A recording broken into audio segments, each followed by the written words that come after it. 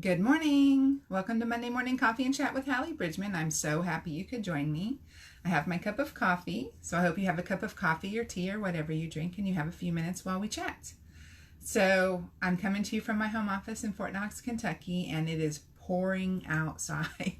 So I put on a microphone, hoping that it will drown out the sound of the rain.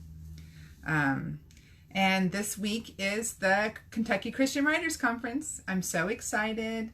It starts on Thursday evening with a welcome ceremony, or not welcome ceremony, welcome like meet and greet. And we have the Eric and Joe show from Elizabethtown. I think that's the name of it.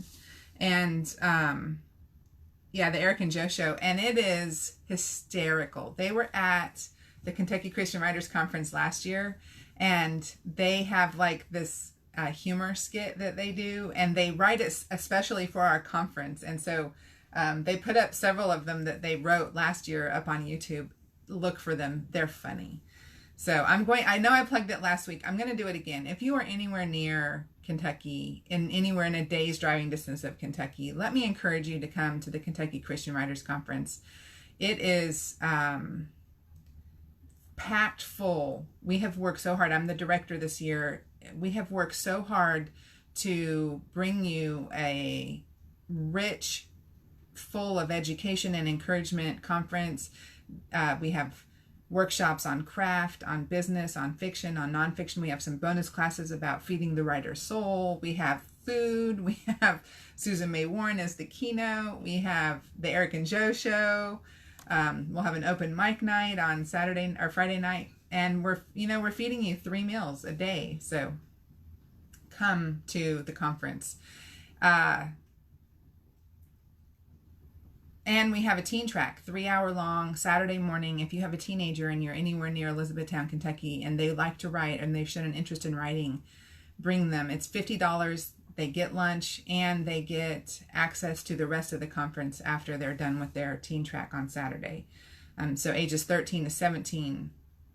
And the woman who's presenting at Crystal Cottle, she's a teacher. She loves writing. She's loves teaching writing, and so your kids are going to get a massive blessing out of it. Jeb is just like wishing that he was 13 so that he can come do it, because he started like 5 books by now. Let's see. Okay, so today's question is, what do you like about writers' conferences? So I don't know if my plug last week is what prompted the person to ask me that question, or if it just was just a generalized question. I have no idea. But okay, what do I like about writers' conferences? Y'all know I go to a lot of them. The reason I go to so many at this point is because I teach. And, but before that, Greg and I sat down one year, I think it was 2013, and we said, you need to go to as many, you know what, Rita, it is far to come to Australia, but I was at the Omega Christian Writers Conference in Australia, so it's not too far. You can still come. It'll just take you a day to get here. So start traveling, Wednesday. All right. So we sat down and said, we need to go to as many conferences as I could get to. And so if I could drive to it, I flew to a couple, but, so I went all over the country, and I went to romance writers conferences, and I went to Christian writers conferences, and, I just kind of like soaked in everything that I could as I was there. But it's hard for me to do things like that because I am like an uber introvert. And so, stepping out and walking up to someone and introducing myself takes about all the courage that I can muster. And I don't want to do that, but every time I do, I'm glad that I did. And so, when I started writing, I wrote secular romance, and I was a member of the Romance Writers of America, and so all of my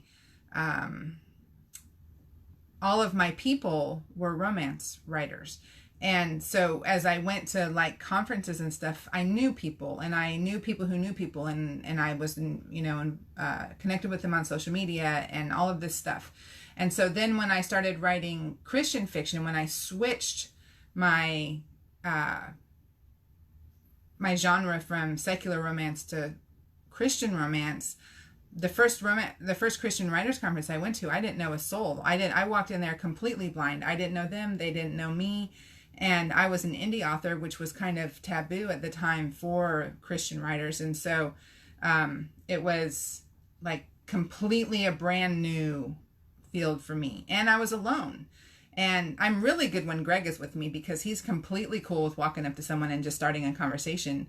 And then I kind of like am part of that. And so he kind of soothes the waters for me. But for me to do it alone, it's so, but I did it.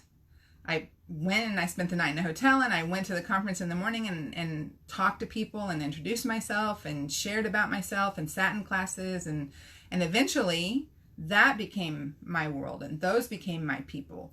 And you know, one of the things when you're in a writer's conference, whatever you write, if you write horror or, you know, Amish romance, it doesn't matter. When you sit in a writer's conference, inevitably someone is going to say from the stage addressing the crowd, you know, you're with your people. They're as weird as you. So relax and be yourself. And that's because writers are something about our brains. Like we have stories in our head. And like when I start a book, the first third of it or so, you know, I write on it a few hours a day, and then I break, and then I write on it a few hours a day, and then I break. And it's kind of there, and it's percolating in the back of my mind. But as I get into the book, and the further I get into it, about 2/3 into it, suddenly it's all I have. It's all I have in my head. I am overwhelmed and consumed with the story, with the characters, with what's coming up next, how I'm going to write that, how am I going to tie this in, and coming back away from that and back into the real world, functioning is really hard. Talking to people is really hard because in the back of my mind, and now more toward the front of my mind, there's like the story, and it's there, and I can't disengage from it because this is what I'm doing right now. And, you know, writers everywhere are going to say that's what happens to them. That's how they are. And I think that that's one of the reasons why, you know, typically, I know that there are extroverted writers, but the stereotype is introverted. And I think it's because our brain needs to be able to go in on itself and disengage from the rest of the world. And, you know, we get energy from being alone versus when we're with people. So, so Christian writers, or not any writers conference, why do I enjoy them? Because I'm connecting with the people that I know who I am. And it doesn't matter. Last couple weeks ago, we were at the Write Like a Pro Writers Conference in Peoria, Illinois. There were some Christian writers there, but most of them were not. And it didn't change the fact that those were my people and that they know how I think and that I'm with them now. So, and then I, as exhausted as I get personally from the communication and the constant talking and the constant peopling, because there's people and they suck me of all of my energy, the more I get fed professionally. And so like the energy, my professional energy, my creative energy become full.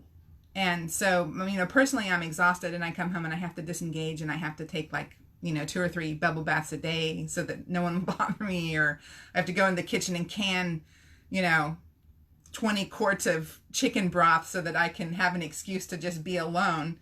But once I get over that and once my, you know, personal energy comes back, then I am able to focus and pull in all of that creative energy that I've gotten and all of that professional energy I've gotten. And I have lists and notes and I will do this and do this and do this and do this. And as I'm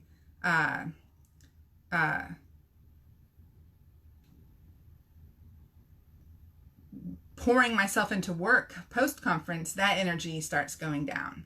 And then I go to another conference and that energy gets filled. And then, you know, and it's just this cycle. And I love it. I love going to writers' conferences. As hard as it is, even today, to walk up to someone I love and know and say, hi, I'm so happy to see you. It's hard. And it takes all of my courage. When I do it, I'm so happy I did it. I'm so happy because then I'm reconnecting with my friends and my people and making new connections and meeting new people and shaking hands and hugging and interacting in fellowship. And, and it's just, if you are a writer and you haven't experienced that yet, let me encourage you to find it. Even if it's not the Kentucky Christian Writers Conference like it ought to be, find one. Find a local writers conference and just go to it and see, and you'll see what I mean. So that was a great question. All right, so I have a giveaway today. Ta-da! Coffee cup. All I need today is a little bit of coffee and a whole lot of Jesus. This is truth, friends. So how are you going to enter to win this cup of coffee? Share this video. It's going to be on YouTube. It's going to be on Facebook. It's going to be on my website. I don't care how you share it. Share it on Twitter. Share it on Facebook. However you share it, tag me. And if you share it, then you get entered to win. I don't care if you are in Australia. You get to enter anyway. I'll mail it to you there. And now I have to go make like a dozen lists because Thursday is the kickoff for the Kentucky Christian Writers Conference. And that is like on my to-do list. I have a to-do list. Oh, here it is. Let me show you. So, what do you focus on this week? KCWC, that's all that's on it. So, every day. So I'm about to go make some shopping lists and prepare for 10 o'clock meeting. But you guys have a great week. If I don't see you Thursday like I ought to at the conference, I'll see you next Monday. I can't wait to tell you all about it. God bless you.